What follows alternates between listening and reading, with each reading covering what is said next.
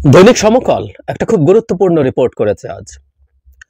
খুব গরম বলি না আমরা, খুব গরম কোনো বিষয় না, কিন্তু অত্যন্ত গুরুত্বপূর্ণ একটা রিপোর্ট।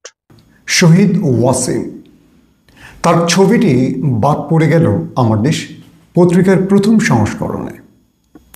তুলকালাম ঘটে গেছে সোশ্যাল মিডিয়াতে। আবার হাসনাত এবং সার্জিস, তাদেরকে নিয়েও চলছে ব্যাপক আলোচনা, কারণ তারা আওয়ামী লীগের দোসরদের রাজনীতিতে অ্যাক্টিভ করার নতুন পরিকল্পনা হাতে এঁটেছে। পাশাপাশি আরাকান আর্মি এবং মায়ানমার সেনাবাহিনী আসসালামু আলাইকুম প্রিয় দর্শক, স্বৈরাচারী শেখ হাসিনা দিল্লির কাছে বাংলাদেশকে বিক্রি করার চুক্তি করেছিলেন এবং এই খবরটি আমার দেশ পত্রিকাতে করেছেন এবং আমার দেশ পত্রিকা প্রথম দিনই সারা বাংলাদেশে একটি তুলফার শুরু করে দিয়েছেন। জুলাই আগস্টে যে বিপ্লব, এই বিপ্লবের তদন্তের জন্য জাতিসংঘ থেকে যে বাংলাদেশে প্রতিনিধি দল আসছিল, তাদেরকে কেন উপদেষ্টারা সঠিক তথ্য দিচ্ছে না। প্রিয় দর্শক, চলুন এই বিষয়গুলো নিয়ে আমরা দুটি ভিডিও দেখব, তারপরে থাকছে বিস্তারিত। ডক্টর মোহাম্মদ ইউনূস শেষ পর্যন্ত কোন ট্রাম্প কার্ডে ভারতকে পরাজিত করবে? দর্শক, এরকম অনেকগুলো তরতাজা খবর থাকবে আজকের ভিডিওতে। চলুন প্রথমে আসি আমার দেশ প্রসঙ্গে। 22 তারিখ আমার দেশ প্রথম ছাপা হলো।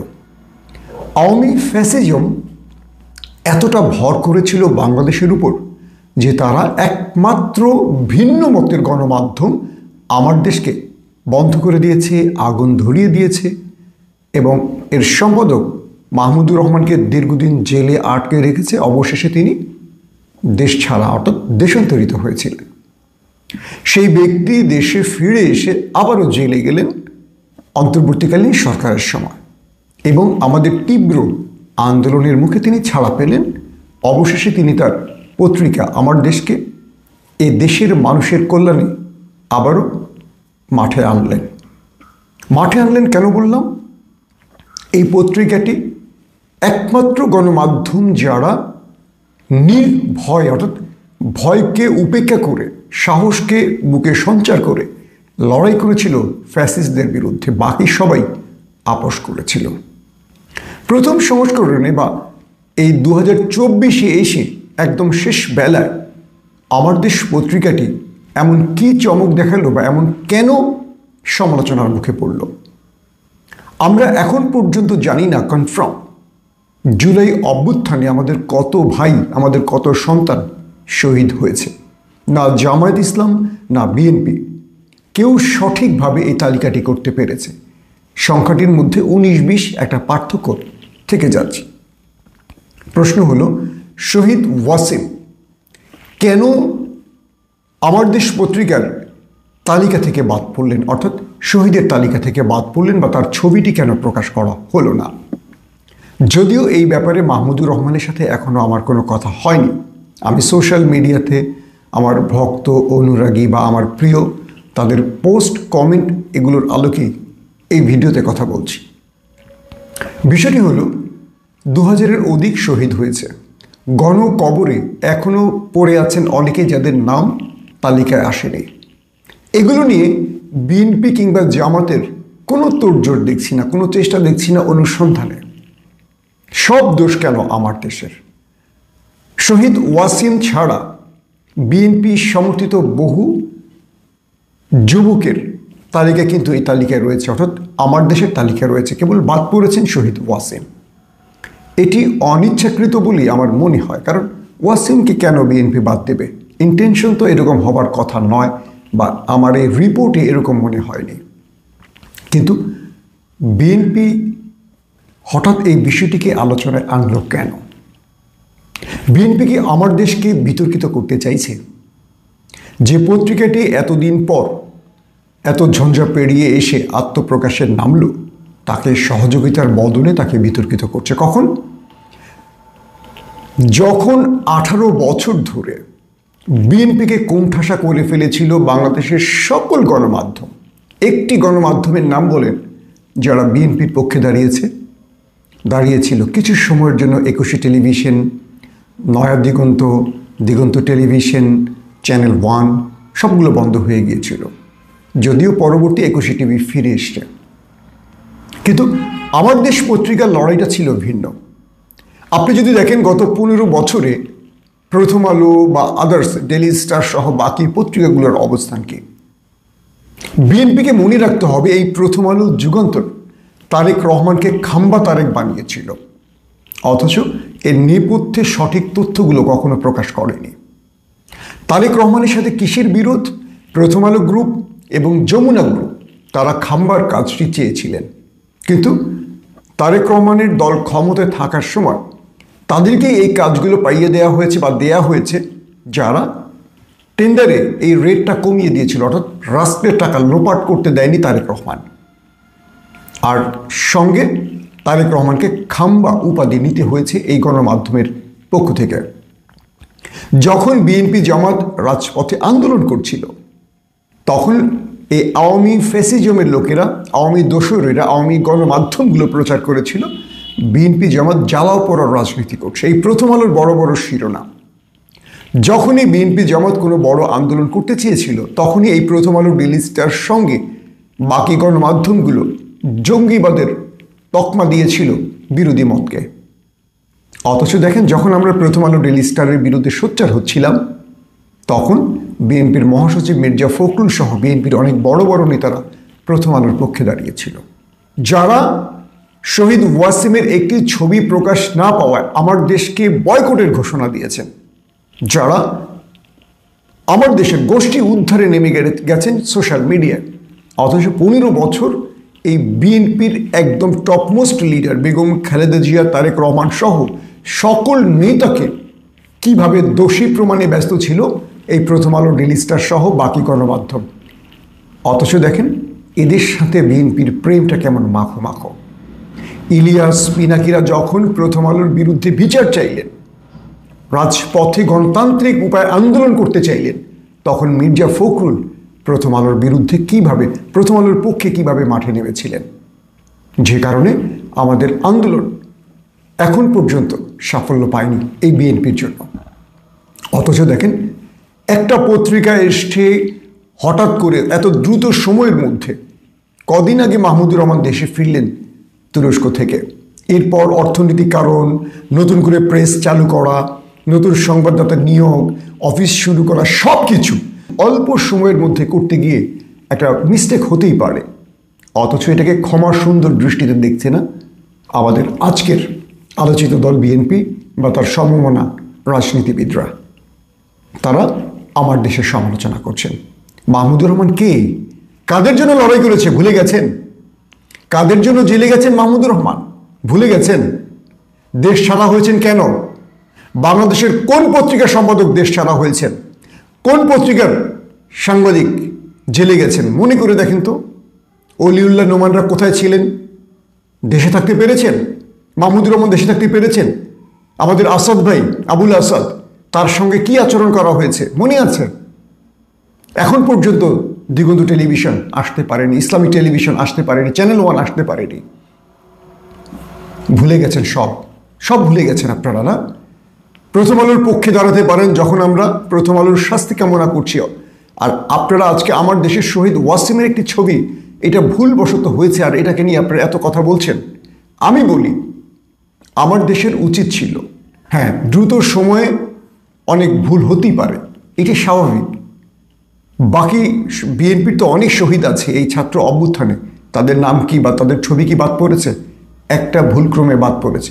এমন তো অন্য দলেরও বাদ গেছে, নাকি তাদেরটা পূর্ণাঙ্গ হয়েছে বলেন তো? এটা নিয়ে তো আলোচনা কিসের? অর্থাৎ আমার দেশকে পরিকল্পিতভাবে বিতর্কিত করতে চাইছেন কারা? হয়তো বুঝেন অথবা না বুঝে আপনারা ওপারের প্রেসক্রিপশন বাস্তবায়ন করছেন। আমার দেশের বক্তব্য শোনেন। আজকে পত্রিকাটি নতুন করে আসলো, দেখেন না আগামীকাল পরশু পত্রিকাটার কাজ দেখেন। আগেই পত্রিকাটাকে সাইড করার জন্য আপনারা মাঠে নামলেন কেন? আমার দেশকে বিতর্কিত করতে চায় কি এই দেশে আওয়ামী লীগ এবং ওপার অর্থাৎ ভারত, আর সেই কাজটি আপনারা সহযোগিতা করছেন, প্রথম আলোর জন্য উপকার করে দিচ্ছেন। এই তো এই মাথামোটা রাজনীতি বিএনপির। ওয়াসিমের নাম প্রকাশ না করলে কি বিএনপির ইজ্জত চলে যাবে? শহীদ ওয়াসিমের প্রতি আমাদের ভালোবাসা, আমাদের কৃতজ্ঞতা, আমাদের সেলুট। কিন্তু শহীদ ওয়াসিম কি একটি ছবির জন্য জীবন দিয়েছিলেন? না, শহীদ ওয়াসিমের পরিবারের খোঁজ কি বিএনপি কদিন নিয়েছে? তার পরিবার কেমন আছে বিএনপি জানে? এই রাজনীতি বিএনপি করবে না। তার পরিবারকে কত টাকার অনুদান দিয়েছে বিএনপি? বিগত 15 বছরে যত গুম, ক্রসফায়ার, খুন হয়েছে বিএনপি নেতারা কজনের পরিবারের খোঁজ নিয়েছে বিএনপি? এগুলো নিয়ে বিএনপির মাথা ব্যথা নেই। একটা পত্রিকায় ছবি ছাপলে ওয়াসিমের কী বা লাভ হতো? তার পরিবারের খোঁজটাই তো সবচেয়ে বেশি প্রয়োজন ছিল, তাই না?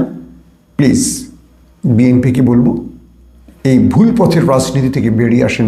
যে প্রথম আলো, ডেইলি স্টার আমাদের প্রিয় তারেক রহমানকে খাম্বা বানিয়েছিল, বেগম জিয়াকে জিয়া চ্যারিটেবল মামলায় দুর্নীতিবাজ বানিয়েছিল, একটা অনুসন্ধান পর্যন্ত করেনি এটার ভেতরে কি হয়েছে, আদৌ কি বেগম জিয়া টাকা লুটপাট করেছেন কিনা। সেই পত্রিকাগুলোর পক্ষে যখন দাঁড়ান আর আমাদের কণ্ঠস্বর আমার দেশের বিরুদ্ধে যখন আপনারা সোচ্চার হন, তখন আমাদের লজ্জা লাগে। এই বিবেকহীন, এই বুদ্ধিহীন রাজনীতি থেকে আমাদের ফিরে আসতে হবে। আসেন দ্বিতীয় প্রসঙ্গে। সাম্প্রতিক সময় আমাদের সরকার যে নির্দেশনা দিয়েছিল পৌরসভায় বা বিভিন্ন ক্ষেত্রে যে কাউন্সিলর, মেয়র, তাদেরকে বাতিল করা হয়েছে একটি আইনের মাধ্যমে। হঠাৎ করে হাসনাত এবং সার্জিস এবং ব্যারিস্টার ফুয়াদরা একটা প্রোগ্রামের মাধ্যমে তারা ঘোষণা দিয়েছিলেন আওয়ামী দোসর যারা, তাদেরকে বাদ দিয়ে যারা বিএনপি বা জামাত বা নিরপেক্ষ ব্যক্তি কিন্তু এলাকায় যাদের প্রভাব রয়েছে তাদেরকে তাদের দলে ফেরাতে চান বা তাদেরকে অ্যাক্টিভ করতে চান। এটা নিয়ে যথেষ্ট আলোচনা শুরু হয়েছে, আমিও এটা নিয়ে কথা বলেছি। প্রসঙ্গ হলো, ছাত্ররা যে দলটি করতে চায় সেই দলটিতে যদি লোকের প্রয়োজন হয়, আমার মনে হয় এই লোকের প্রয়োজন মেটাতে আওয়ামী লীগ বা অন্য কোনো দলের থেকে লোক না নিয়ে উচিত হবে। আওয়ামী লীগ যদি এখন এই মুহূর্তে অ্যাক্টিভ হয়ে যায়, আওয়ামী লীগকে যদি তার দল থেকে এনে আমাদের বৈষম্য বিরোধী ছাত্ররা বা জাতীয় নাগরিক কমিটিরা তাদেরকে স্থান দেয়, তাদেরকে একটা আবার নতুন করে এস্টাবলিশ করতে চায়, এটা হবে ভুল রাজনীতির অংশ। এবং এই ভুল রাজনীতির জন্য মাসুল দেবে কারা? এর নতুন আসতে চাওয়া বা নতুন জন্ম নেওয়া দলটি। এখানে হাসনাত সার্জিসদের এই পথ আমার মনে হয় বন্ধ করতে হবে। কারণ বাংলাদেশে বিগত সময় যারা নির্বাচিত হয়েছেন তারা সবাই আওয়ামী লীগের। কেউ আওয়ামী লীগের মার্কা নিয়ে নির্বাচিত হয়েছেন, আবার কেউ স্বতন্ত্র হয়ে আওয়ামী লীগের প্রার্থী কিন্তু নির্বাচিত হয়েছেন। সেখানে বিএনপি জামাত স্থান পায়নি, তাদেরকে কোনোভাবেই বিজয় লাভ করতে দেওয়া হয়নি, কারণ কোনো নির্বাচনই হয়নি। এগুলো ব্যালটে সিল মেরে, পুলিশ বা আওয়ামী কর্মীরা ছিল মেরে এই বিজয়গুলো ছিনিয়ে নিয়েছে। এখানে জনপ্রিয়তা টেস্ট করার কোনো সুযোগ ছিল না। আমি বলবো, বৈষম্য বিরোধী ছাত্ররা দিন যত যাচ্ছে তত বিতর্কের মধ্যে পড়ছে, অজনপ্রিয় কাজগুলো বেছে নিচ্ছে। তাদেরকে কে বা কারা এই বুদ্ধি দিচ্ছে জানি না, কিন্তু এই বুদ্ধিগুলো দিন শেষে তাদেরকে বিতর্কিত করবে, অজনপ্রিয় করবে। এখান থেকে তাদের ফিরে আসা উচিত। আর আসেন 3 নম্বর প্রসঙ্গে। আরাকান আর্মি চাইছে রোহিঙ্গাদের বাংলাদেশে আবার পুশব্যাক করতে। একদিকে আমাদের ঘাড়ের উপর লক্ষ লক্ষ রোহিঙ্গা আবার নতুন করে 5 লক্ষের মতো বাংলাদেশে পাঠাতে চায়। বাংলাদেশ সরকার বড় রকম চাপে আছে, কারণ এই আরাকান এবং মায়ানমার সেনা একে অপরের যুদ্ধ করে, যদিও রাখাইনটি এখন আরাকান আর্মিদের দখলে, তারা নতুন করে এখানে একটা রাষ্ট্র প্রতিষ্ঠা করতে চায় এবং এই রাষ্ট্র প্রতিষ্ঠায় তারা বাংলাদেশের ভূমিতে হাত দিতে পারে। আর সেই কাজটিতে আমাদের ওপারের দাদারা তাদেরকে সহযোগিতা করছে, তাদের ইন্টেলিজেন্স তাদেরকে সহযোগিতা করছে বাংলাদেশের উপর চাপ বৃদ্ধি করতে। এই সব কিছু মিলে বাংলাদেশ একটা বড় রকম চাপের মধ্যে আছে। ইউনূস সরকার তার আন্তর্জাতিক সফরগুলোতে বাংলাদেশের ভূখণ্ড সার্বভৌমত্ব রক্ষায় বিশ্ব মোড়লদের কাছে সাহায্য চেয়েছে। যদিও এখন পর্যন্ত ভারত সফল হয়নি, কিন্তু ভারতের কাছে রয়েছে আমাদের দেশের অন্যতম একজন মীর জাফর, বিশ্বাসঘাতক শেখ হাসিনা। তিনি বাংলাদেশের বিরুদ্ধে ষড়যন্ত্র করছেন এবং দিল্লিকে ঢাকা দখলের তিনি নানান রকম পরিকল্পনা দিচ্ছেন, এমন তথ্য উঠে আসছে বিভিন্ন গণমাধ্যমে। তো এই পরিস্থিতিতে বাংলাদেশ সরকারকে আরাকান আর্মি এবং মিয়ানমার সেনাবাহিনীর সাথে যোগাযোগ রাখতে হচ্ছে। তারা দুটো একই দেশে দুটো ভিন্ন মতের গ্রুপকে বাংলাদেশ যে কোনোভাবে তাদের সাথে আলোচনার মধ্য দিয়ে যাতে ওদের কোনো বিপদ বা ওদের কোনো সংঘর্ষ আমাদের দেশে ছড়াতে না পারে, এটার চেষ্টা করছে। এই মুহূর্তে বাংলাদেশ সরকারকে এদিকে নজর রাখতে হচ্ছে। আসছি পরের বিষয়টিতে। প্রিয় দর্শক, আমরা এমন একটি সময় পার করছি, এই সময়টিতে আমাদের নানানমুখী ষড়যন্ত্র মোকাবেলা করতে হচ্ছে, অথচ আমাদের বন্ধুরা চুপ করে বসে আছে। আমরা যারা 24-এ একটা স্বাধীন বাংলাদেশ পেয়েছি, অথচ দেখেন আমাদের মধ্যে নানান মতের বা বিপরীত মতের নানান রকম ষড়যন্ত্র আমরা দেখতে পাচ্ছি। কীরকম? একদিকে বিএনপি ক্ষমতায় আসার জন্য দ্রুত নির্বাচন চাইছে, আবার বিএনপির অনেক বড় বড় নেতারা চুপ করে বসে গেছেন, কারণ তারা বোঝার চেষ্টা করছেন কি হতে যাচ্ছে বাংলাদেশে। অন্যদিকে জামায়াত বা আদার্স দলগুলি এই মুহূর্তে নির্বাচন চাইছে না, তারা চাচ্ছেন সংস্কার। কিন্তু রাষ্ট্র কি সংস্কারের দিকে এগুচ্ছে? অনেকটা মনে হচ্ছে যে বিএনপিকে কোণঠাসা করতে চাইছে, আবার বিএনপির বিরুদ্ধে সারা দেশে চাঁদাবাজির অভিযোগগুলো উঠে আসছে।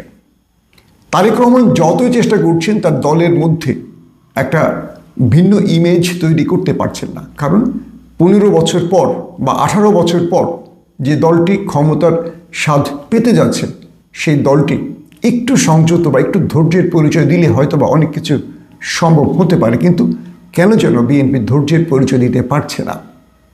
বাংলাদেশের প্রতিটি প্রান্তে এই মুহূর্তে দখলদারিত্ব, চাঁদাবাজি বা যত রকম অপকর্মের অভিযোগ, এগুলো বিএনপির ঘাড়ে আসছে। অনেকেই বলছেন অন্যরা করছে, বিএনপির ঘাড়ে আসছে। এটিও হতে পারে। বিএনপিকে এই ক্ষেত্রে সজাগ থাকতে হবে। বিএনপিকে তার দলের যেসব ব্যক্তিদের বিরুদ্ধে অভিযোগগুলো আসছে, এটা শক্তভাবে কন্ট্রোল করতে হবে, কারণ আগামী দিন বাংলাদেশে যে নির্বাচনটা হবে, এটা ফেয়ার ইলেকশন হওয়ার সম্ভাবনা সবচেয়ে বেশি। সেখানে কেন্দ্র দখলের সুযোগ থাকবে, সেখানে মাঠ দখলের সুযোগ থাকবে না, এবং আগামী দিন নির্বাচনে মাঠের সেনাবাহিনী খুব অ্যাক্টিভ কাজ করবে। কেবল পুলিশ দিয়ে অনেক কিছু সম্ভব হবে না, বিডিআর মাঠে থাকবে। সব কিছু মিলে বিএনপিকে একটা চ্যালেঞ্জের মুখোমুখি হতে হবে। তাই বলছি, বিএনপিকে তার মাঠে খুব অ্যাক্টিভ থাকতে হলে যারা দলটাকে কলঙ্কিত করছে তাদের বিরুদ্ধে কঠিন ব্যবস্থা নিতে হবে। আর আরেকটি জিনিস বলবো, আজকে জামায়াত ইসলাম তারা সংস্কার যেটাই বলছেন, বাংলাদেশ কি সংস্কারের পথে হাঁটছে নাকি একটা নতুন দল সৃষ্টিতে সময় ক্ষেপণ করছে, এটা নিয়েও আমাদের প্রশ্ন উঠছে। এটা নিয়েও আমাদেরকে ভাবতে হবে। হ্যাঁ, একটা নতুন দল আসতেই পারে বাংলাদেশে, তাদেরকে স্বাগত জানানোর জন্য আমরা অপেক্ষায়।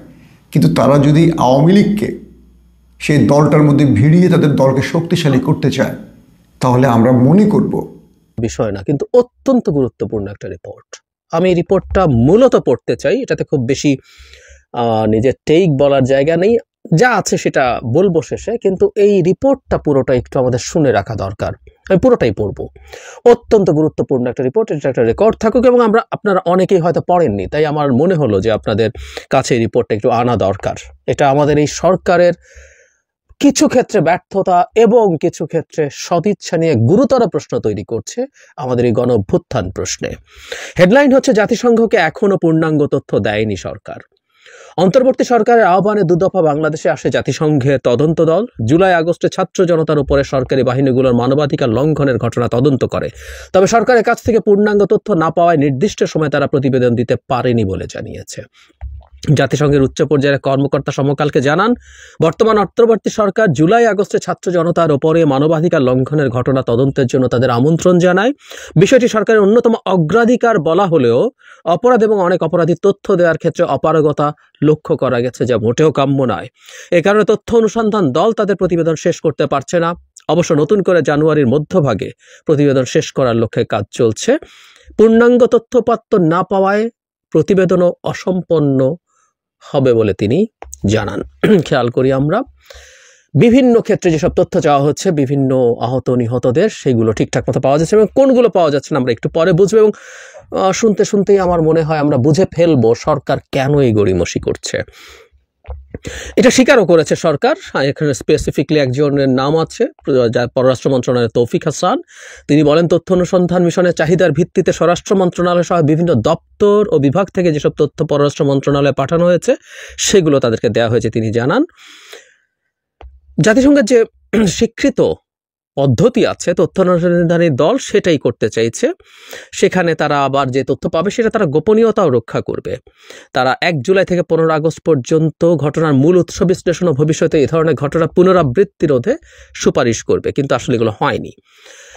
সরকারের সংশ্লিষ্টরা জানান, সরকারের আমন্ত্রণে আগস্টের শেষের দিকে প্রাথমিকভাবে তারা আসে। তাদের হাইকমিশনের মানবাধিকার হাইকমিশনের 3 সদস্য কিভাবে কাজ করবেন, কিভাবে কি কি সহযোগিতা লাগবে এগুলো জানান এবং সরকারের কাছ থেকে কি কি প্রয়োজন সেগুলো তারা জানিয়েছিলেন।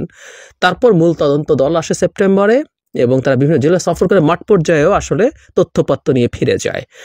এই তথ্যানুসন্ধান নিয়ে আবারও জাতিসংঘের কর্মকর্তা বলছেন ঢাকার পক্ষ থেকে তদন্তের স্বার্থে সব তথ্য দেওয়ার কথা নিশ্চয়তা দেওয়া হয়েছিল, কিন্তু চাহিদা অনুযায়ী নথি মেলেনি।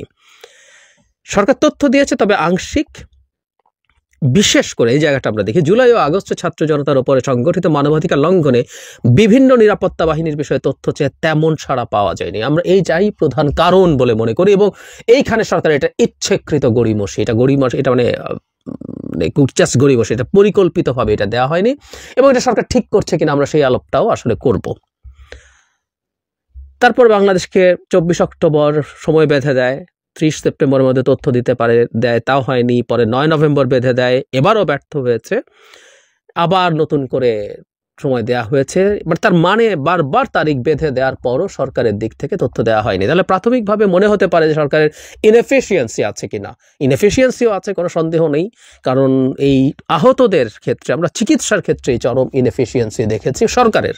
আমরা শুধু একটা মন্ত্রণালয়কে যেন দায়ী না করি, অ্যাজ এ হোল পুরো সরকারের এই দায় আছে, তাদেরকে এটা নিতে হবে। এবং একই সাথে এখন দেখছি তথ্যের অনুসন্ধান বা এই তথ্যগুলো দিতে ইনএফিসিয়েন্সি আছে, কিন্তু ইচ্ছাকৃতভাবে এটা করা হচ্ছে না, সেটাও খুব নিশ্চিত। এবার যে জরুরি কথা, সরকারের উচ্চ পর্যায়ে এক কর্মকর্তা বলছেন, এখানেই অনেক জবাব পাওয়া যাবে। অন্তর্বর্তী সরকার ছাত্র জনতার পাশাপাশি একটি ভিতের উপরে টিকে রয়েছে। জুলাই আগস্টে বাহিনীগুলো যে ধরনের মানবাধিকার লঙ্ঘন করেছে তা নিজ দেশের নাগরিকদের প্রতি সম্ভব ছিল না। ফলে সরবরাহ করা তথ্য বাহিনীগুলোর বিরুদ্ধে যাবে, এটাই স্বাভাবিক। সরকার মনে করছে আন্তর্জাতিক অঙ্গনে এই ধরনের তথ্য গেলে দেশের ভাবমর্যাদা ক্ষুণ্ণ হবে, তেমনি বাহিনীগুলো বিশ্বে নানা সমালোচনা হয়রানির মুখে পড়বে। অন্তর্বর্তী সরকার নতুন করে দেশকে গড়ে তোলার কাজ ব্যাহত হবে। বাংলাদেশের বিভিন্ন নিরাপত্তা ও গোয়েন্দা বাহিনীর নেতৃত্বের সঙ্গে দেখা করতে পররাষ্ট্র মন্ত্রণালয়ের কাছে একাধিকবার জাতিসংঘের দল অনুরোধ জানালেও সাড়া মেলেনি। কি কি তথ্য চেয়েছিল? 16 ধরনের, তার মধ্যে 1 থেকে 15 আগস্ট মানে 1 জুলাই থেকে তাদের তথ্য, নাম, তারিখ সহ শহর, লিঙ্গ, বয়স ও ধর্ম অনুযায়ী দিতে হবে। মৃত্যুর কারণও জানতে চায় তারা। নিরাপত্তা বাহিনীর কতজন সদস্য এই সময়ের মধ্যে নিহত ও আহত হয়েছেন তাও জানতে চেয়েছিল অনুসন্ধান দল। জুলাই আগস্টে সামরিক, আধা সামরিক ও নিরাপত্তা বাহিনীর দায়িত্বপ্রাপ্ত সদস্যদের পূর্ণাঙ্গ তথ্য চেয়েছে প্রতিনিধি দল। কোন শহরে কোন বাহিনীর ইউনিট কারা সিদ্ধান্ত নিয়েছেন সে বিষয়ে নথিসহ তথ্য চাই। এর পাশাপাশি কোন ধরনের অস্ত্র ও গুলি ব্যবহার করা হয়েছে, ছাত্র জনতার বিরুদ্ধে হেলিকপ্টার, গাড়ি সহ সব সরঞ্জাম ব্যবহার করা হয়েছে, কোথায় এগুলো মোতায়েন করা হয়েছে তাও জানতে চেয়েছে। ছাত্র জনতার বিরুদ্ধে যেগুলো একটু মন দিয়ে শুনি, অভিযান পরিকল্পনা, বল প্রয়োগের মাত্রা, রুলস অফ এনগেজমেন্টের লিখিত, SMS অথবা মৌখিক নির্দেশের তথ্য চেয়েছে। কি পরিস্থিতিতে অস্ত্র ব্যবহারের আদেশ দেওয়া হয়েছে তারও তথ্য চেয়েছে। 1 জুলাই থেকে 15 আগস্ট পর্যন্ত কতজনকে গ্রেপ্তার করা হয়েছে এবং তাদের কোথায় রাখা হয়েছিল, কোথায় কারা আটক করেছিল, আটকের দায়িত্বে কারা ছিল সেটাও তারা জানতে চেয়েছে। কি ধরনের অভিযোগ করা হয়েছে যারা আটক হয়েছে তাদের, এবং আইনি ভিত্তি জানতে চেয়েছে। গ্রেপ্তারের ক্ষেত্রে এবং গ্রেপ্তারের পর কি নির্দেশনা ছিল, আহতদের চিকিৎসা সেবার ক্ষেত্রে কি কি করা হয়েছে, এগুলো। বর্তমানে কি ধরনের ফৌজদারি তদন্ত চলছে, তার পরিপ্রেক্ষিতে কি ধরনের ব্যবস্থা নেওয়া হয়েছে তাও জানতে চাওয়া হয়। কারা নাগরিকদের অস্ত্র সরবরাহ করেছিল, সহিংসতার নির্দেশ দিয়েছে তারাও তথ্য চেয়েছে। মানবাধিকার লঙ্ঘনের দায়ে কর্মকর্তাদের বিরুদ্ধে কি ধরনের শাস্তিমূলক ব্যবস্থা নেওয়া হয়েছে এবং ইন্টারনেট বন্ধ করে দেওয়ার প্রতিবেদনও চায় তথ্যানুসন্ধানী দল। এছাড়া কারফিউ সংক্রান্ত প্রতিবেদন, সংখ্যালঘুদের উপর আক্রমণ, নারী সহ যৌন নিপীড়ন, আন্দোলনকারী রাজনৈতিক কর্মী, মানবাধিকার কর্মী, সাংবাদিকদের উপরে নজরদারি, হুমকি ও ভয়ভীতি দেখার বিস্তারিত তথ্য চেয়েছে জাতিসংঘ। আমরা একটা জিনিস খুব খোলাখুলি বুঝতে পারছি, এই তথ্যগুলো বিশেষ করে নিরাপত্তা বাহিনী সংশ্লিষ্ট তথ্যগুলো দিতেই গড়িমসি হচ্ছে। মানে আমরা একটা জিনিস একটু মাথায় রাখবো, ভাবমূর্তির কিছু ছিল না তো, মানে কার ভাবমূর্তি রক্ষা করতে চাইছে সরকার? বাংলাদেশের নিরাপত্তা বাহিনী নিশ্চিতভাবেই শেখ হাসিনার পেটোয়া বাহিনীতে পরিণত হয়ে আমাদের আইন শৃঙ্খলা রক্ষাকারী বাহিনী এবং সরাসরি যদি বলে মূলত পুলিশ এবং র্যাব, র্যাবের মধ্যে হয়তো কিছু সামরিক বাহিনীর সদস্য ওখানে আছেন। সুতরাং সিস্টেম্যাটিকলি ওই সময় সবচেয়ে বেশি কাজ তারা করেছেন। সেনাবাহিনী যে সময় নেমেছে, সেই সেনাবাহিনী নামার পর সেনাবাহিনীর দিক থেকে অন্তত ছাত্রদের উপরে, জনতাগণের উপরে তেমন কোনো উল্লেখযোগ্য ঘটনা আমরা দেখতে পাই না। আর যদি কেউ করে থাকেন সেটা শেখ হাসিনার দায়। আমরা এই কথাটা বলছি, আমাদের বাহিনীগুলো কেন এটা তাদের দায় বলে মনে করছেন? আমি খুব সিরিয়াসলি মনে করি এই তথ্যগুলো বের করা দরকার, এগুলো আমাদের স্বার্থেও দরকার। এই দেশের জনগণের উপরে এই রকম বিভৎসতা চালানোর পর বাহিনীর যে অংশগুলো এটাতে নীতি নির্ধারণী ক্ষেত্রে জড়িত ছিল, আই রিপিট, নীতি নির্ধারণী ক্ষেত্রে জড়িত ছিল, তাদেরকে ধরতে, তাদেরকে অভিযুক্ত করতে আমাদের সমস্যা কেন? এই আমরাই কি তাহলে মনে করছি যে আমরা আসলে শেষ পর্যন্ত ন্যায় বিচার নিশ্চিত করতে পারবো? আর দ্বিতীয় কথাটা হচ্ছে, নিরাপত্তা বাহিনী যদি এটা না করে, তাদেরকে যদি আমরা ছাড় দিই, তাহলে শেখ হাসিনাকে আমরা কিভাবে অভিযুক্ত করতে চাই? আমরা তো জাতিসংঘের তদন্তের মাধ্যমে প্রাপ্ত জেনুইন তথ্য আমরা দিচ্ছি না। সেটা আমাদের শেখ হাসিনার বিচারের ক্ষেত্রে খুব গুরুত্বপূর্ণভাবে কাজে লাগতে পারত। ওটা একটা অকাট্য প্রামাণ্য দলিলের মতো কাজ করত, যে কিভাবে এই প্রসেসটা হয়েছে। অনেক কিছু তারা জানতে চেয়েছে। বল প্রয়োগ করতে কে বলেছে, কোন ইউনিট সিদ্ধান্ত নিয়েছে, কতটুকু বল প্রয়োগ করা হবে, গুলি কখন করা হবে, কি ধরনের গুলি ব্যবহার করা হবে, বন্দুক কে দিয়েছে, এই যাবতীয় সবগুলো নীতি নির্ধারণী সিদ্ধান্ত। এবং আইন শৃঙ্খলা রক্ষাকারী বাহিনীর যদি সেই মানুষগুলোকে আইডেন্টিফাই করা যায়, সেটা শেখ হাসিনার বিচারের ক্ষেত্রে গুরুত্বপূর্ণ ব্যাপার হতে পারে। এবং এটা করে আসলে আদতে শেখ হাসিনার বিচারকেও কিন্তু আমরা দুর্বল করে দিচ্ছি, নিশ্চিতভাবেই করছি। আমাদের বাহিনীগুলো, আমরা এখন যদি আরো খোলাখুলি কথা বলি, জাতিসংঘের শান্তিরক্ষী হিসাবে আমাদের সামরিক বাহিনী, এমনকি পুলিশও কাজ করে, এতে সমস্যার কিছু নেই। বাংলাদেশে এখন একটা নতুন সরকার আছে, যারা যারা শাস্তিপ্রাপ্ত হবেন তাদেরকে আমরা শাস্তি নিয়ে দেখিয়ে দেব যে যারা এসব করেছেন তাদেরকে আমরা শাস্তি দিয়েছি। এই শাস্তি দিয়ে বাকি বাহিনী তো আর শেখ হাসিনার অধীনে না, বাকি বাহিনী এখনকার অন্তর্বর্তী সরকারের অধীনে এবং ভবিষ্যতে একটা গণতান্ত্রিক সরকারের অধীনে তারা কাজ করবে। এবং আমরা এক্সপেক্ট করি তারা বিভৎসতা শেখ হাসিনার সময় যা করতেন তা করবেন না। তারা একটা পেটোয়া বাহিনীর মতো কাজ করবেন না, তারা একটা রাষ্ট্রীয় নিরাপত্তা বাহিনীর মতো কাজ করবেন। তাহলে তাদের ওই জায়গায় অবস্থান ধরে রাখতে সমস্যা হবে কেন? সমস্যা হওয়ার কোনো কারণ নেই তো। It's all about communicating. সরকার এইসব যুক্তি তথ্য দিয়ে সেসব অথরিটির সাথে কথা বলুক। শেখ হাসিনার কাজের দায় আমাদের বাহিনীগুলো কেন নেবে? এবং আমরা আমাদের বাহিনীর ক্ষেত্রে যারা ইনভলভড ছিল তাদেরকে আমরা শাস্তি দিয়েছি। আমরা ন্যায় বিচার নিশ্চিত করার কথা বলছি। তো এছাড়াও পরবর্তী পর্যায়ে যেসব মামলা হয়েছে, আমি ধারণা করি সব মামলার ব্যাপারে সরকারের গড়িমসি থাকতে পারে, কারণ বহু ক্ষেত্রে মামলা খুব জেনুইনলি হয় নাই। ঢালাওভাবে খুনের মামলায় অনেককে ঢুকিয়ে দেওয়া হয়েছে। এগুলো নিয়ে প্রথম দিন থেকে সমালোচনা আছে এবং সরকারকে ওই সমালোচনা নিতে হবে এবং অ্যাজ আর্লি অ্যাজ পসিবল এই তথ্যগুলো দিতে হবে এবং যদি ভুল থাকে সেটা শুধরে নিতে হবে। আমাদের খুব দ্রুত জেনুইন মামলা, মানে আওয়ামী লীগের লোকজনের বিরুদ্ধে মানবাধিকার লঙ্ঘন থেকে শুরু করে হত্যা, গুম, এগুলোর সাথে ফিনান্সিয়াল করাপশনেরও প্রচুর তথ্য প্রমাণ আছে। সেগুলো দিয়ে খুব দ্রুত সেগুলো করা উচিত হবে। সেই তথ্য দিতে হবে এবং তাতে যদি কোনো ভুল থাকে সেই ভুল শুধরে নেওয়ার জন্য নিশ্চয়ই জাতিসংঘ সাজেস্ট করবে, সেই সাজেশন আমরা নেব। কিন্তু জাতিসংঘের মতো একটা প্রতিষ্ঠানকে ডেকে এটা নিয়ে খুব হাইপ তৈরি করা হয়েছিল। I also spoke in favour of that. আমার মনে আছে যে আমি এটুকু বলতে চেয়েছি যে সরকার একটা খুব চমৎকার কাজ করছে ডকুমেন্টেশনের ক্ষেত্রে, কিন্তু আমরা এখন সেই এক পুরনো লুকোছাপা দেখছি। এবং এটা করে, আই রিপিট, শেখ হাসিনা এবং তার যে দালালরা আছেন, তার যে ক্লোজ নেক্সাসের লোকজন আছেন, তাদের বিচার ব্যবস্থাটাকে প্রকারান্তরে ধ্বংস করা হচ্ছে। আমরা পলিটিক্যালি খুব শোরগোল করি, বিচার ছাড়া এটা হতে দেব না, ওটা হতে দেব না, ওটা হতেই হবে। কিন্তু আমরা আসলে হলো আমরা অদক্ষ, অযোগ্য। আই রিপিট, আমরা অদক্ষ, অযোগ্য। আমরা আন্তরিকভাবে চাইলে ওই কাজগুলো ভালো মতো করতে পারতাম না। আর এখন তো সদিচ্ছার অভাব আমরা দেখছি। এটাকে আমরা ধামাচাপা দিতে চাইছি। সরকার খুব দ্রুত এই জায়গা থেকে সরে আসা উচিত হবে, কারণ আমরা প্রায় বলি জুলাই আগস্টের স্পিরিট, সে স্পিরিট ও ধারণ করছে না, সে ধারণ করছে না, নানান কথাবার্তা বলা হচ্ছে। কিন্তু আমরা দেখছি, শুনছিলেন বক্তব্যগুলো এবং বুঝতে পেরেছেন যে বাংলাদেশে যেহেতু জাতিসংঘ থেকে প্রতিনিধি দল আসছে, যে জুলাই আগস্টে যে বিপ্লব হয়েছে সেখানে গণহত্যা হয়েছে, সেই গণহত্যা কেমন হয়েছে বা কাদের হাত রয়েছে, কিভাবে হয়েছে, এই তদন্তের জন্য কিন্তু দুইবার জাতিসংঘ থেকে প্রতিনিধি দল বাংলাদেশে এসেছে। কিন্তু তারপরেও যে উপদেষ্টারা রয়েছে, বর্তমান যে অন্তর্বর্তীকালীন সরকারের উপদেষ্টা রয়েছে, তারা কিন্তু তাদেরকে সঠিক তথ্যটি দিচ্ছে না। কেন দিচ্ছে না, এটি একটি কথা।